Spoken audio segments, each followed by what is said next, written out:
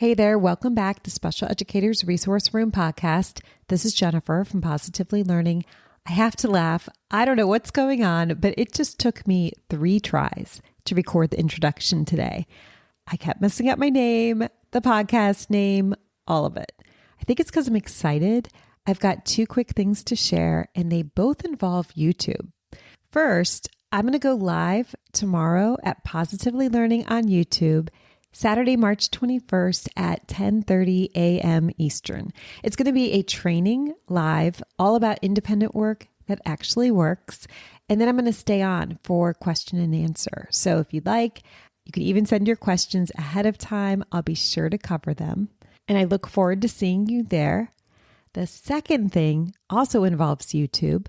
I've been posting short videos every week. They're about 4 minutes, super quick. They're all focused on making independent work feel easier. Last week's video really seemed to click.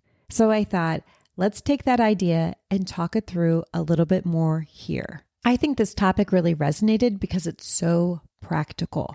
How to plan a full week of independent work in about 30 minutes. And I just have to say this right away. It's not about rushing. It's not about squeezing everything into 30 minutes. This is about not starting over every single week because that is where the time disappears. Before I had any type of system, my weeks always looked the same. Search for activities, print, cut, laminate, organize, and if I was focused, maybe that took about 2 or 3 hours. But the worst part is the next week, I had to do it all again, start from scratch. So if that's where you are right now, this is not a you problem. It's not a lack of effort. It's a system problem. Because without a system, independent work turns into search, prep, hope it works, and repeat. And the cycle never really ends. So here's the shift that's going to change everything. Instead of planning week by week, you're going to start building a library of tasks organized by skill. And this is where things start to feel different because now you're not constantly creating, you're choosing. Now, quick reminder, a task box is just an activity that students can complete independently from start to finish. Clear directions, clear start, clear finish. And you can absolutely substitute work binders or file folders, whatever works for you and your students. This is about the structure and not the format or the actual materials. What makes this system so powerful is the predictability. Students aren't constantly learning new directions. They're going to know the routine. So instead of spending their energy figuring out what to do, they can focus on actually do it. Let's talk about the planning process. I said it was independent work for a week in about 30 minutes, but I actually think it can go so much farther than that because you're going to be building a library and you're going to be reusing these tasks as time goes on. So instead of saying a week, I think this independent work can last much longer than that. And instead of saying 30 minutes, I think every week that follows can get shorter. Here's the process.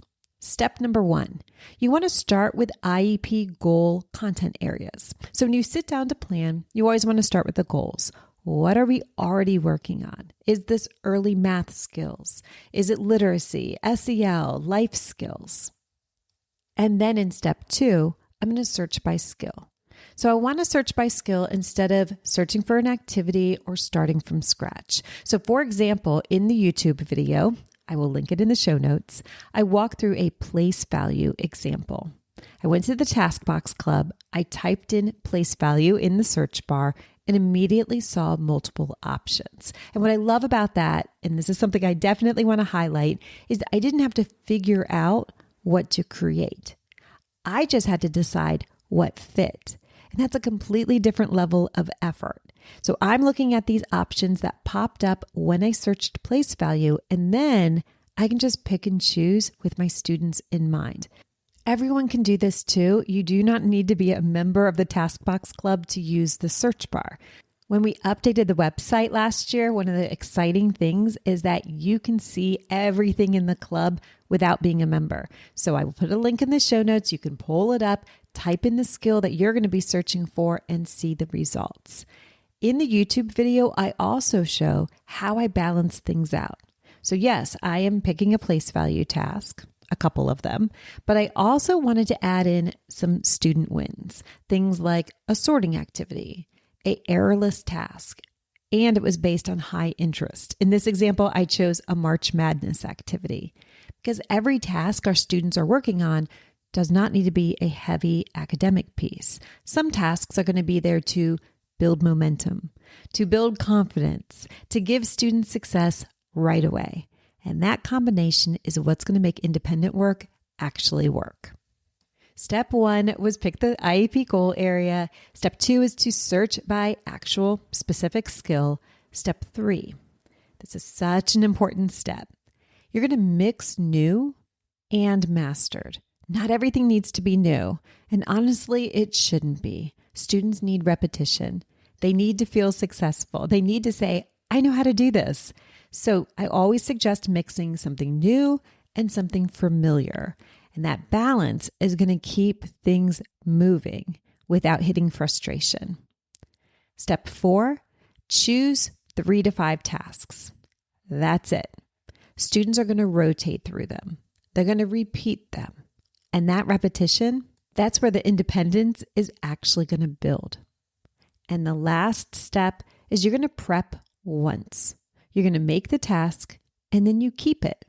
You don't rebuild it next week. You don't reinvent it. You reuse it. That is where the real time savings starts to show up. Because the first time, yes, you are going through these steps and you are prepping. But the second time, you're pulling from what you've already made. And by the third, fourth, and fifth time, you're not really planning anymore.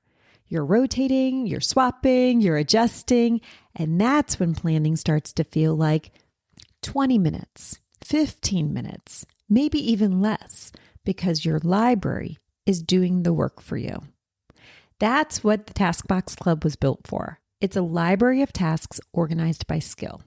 So instead of building everything from scratch, you start with something that's already structured.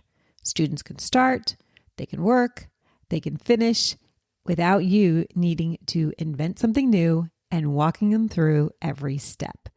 So if independent work planning has been feeling heavy, I invite you to think about it a little bit differently. You're not planning for 1 week at a time. You're building something that you're going to use again and again and again. Every task you prep is one less thing you're going to have to build later, and it adds up faster than you think. If you want to see this planning in action, especially the place value example I mentioned and how I added in those other quick wins like sorting and errorless, please check out the YouTube video. I think it really helps to see it visually. And don't forget, I will be live Saturday morning. That's tomorrow. I'd love to see you there. Thank you so much for being here, and I'll catch you next time in the Special Educators Resource Room. Thanks so much for tuning in, and I'm dying to ask, what'd you think? Be sure to hit the follow or subscribe buttons so that you never miss an episode. You can find the show notes and links for everything mentioned in this episode at positivelylearningblog.com. See you next week for more special education solutions.